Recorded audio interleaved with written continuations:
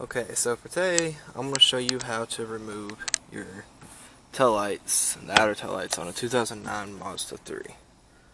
Okay, so you come around here, and there's a screw here, and one here on each side. Once you get it,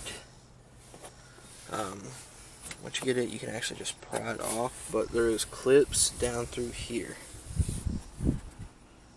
So, and I got mine, if you look right here, so clip right there, that's just a mat.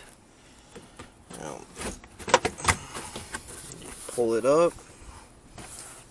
Some of them will give you a hard time.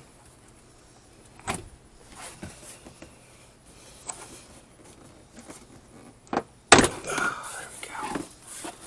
Okay, now you can just throw that piece up there.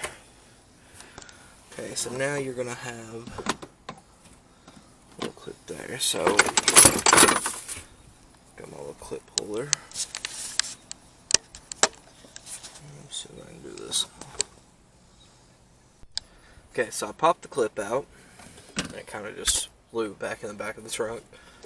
Okay, so now you just want to pull this over. You're going to undo the wiring harness, and then there's going to be two 10mm right there. You can see there's one. So you undo the wiring harness, take those out, and then I'll show you the next step. Okay, so now that we have that undone, both of those out, come over here, and you're just going to pull it, and there you go. Simple as that.